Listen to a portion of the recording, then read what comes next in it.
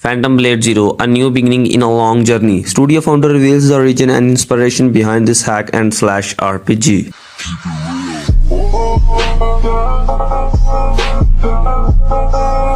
It all started with an indie game that I made myself with RPG Maker back in 2010. It was named Rainblood Town of Death. The process of making it was an escape from the difficulties and frustrations life threw at me when I was studying architecture, first in Beijing, then in New Haven. Then I returned to China and founded S-Game to make more games. Rainblood grew into a whole franchise and picked up a new name, Phantom Blade.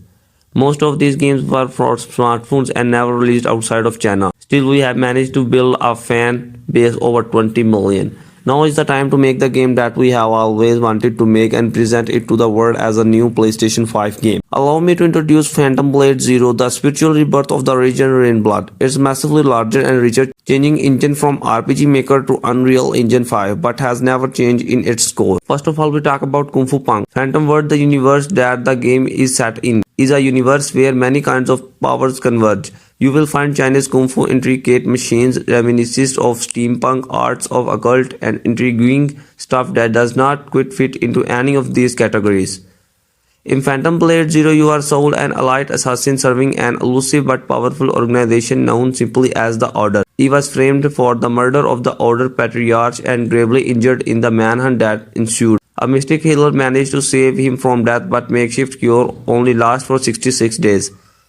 He must find out the mastermind behind it all before his time runs out against powerful foes and inhuman monstrosities. Then if we talk about world building, Phantom Blade Zero unfolds in a semi-open world. We are aware that open world is the buzzword in these days, but with limited resources we would rather present your multiple maps of reasonable size and handcrafted and populated with diverse activities, instead of one huge continuity full of repurposed reused assets. Now it's time to talk about authentic Kung Fu moves. We are a huge fan of the hack and slash genre.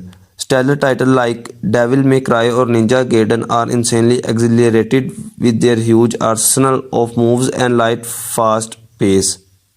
However, they are not for everyone. What's more popular today is strategic action games such as Souls-like and Monster Hunter. They've chosen to slow things down a notch or two, giving players more time for strategic thinking. But that approach does not convey the kind of action fest we have in mind.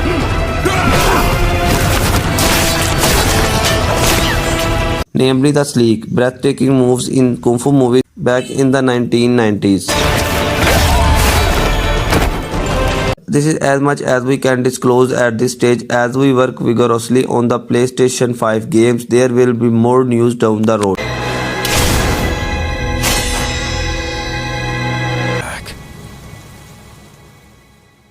Raining hurricanes.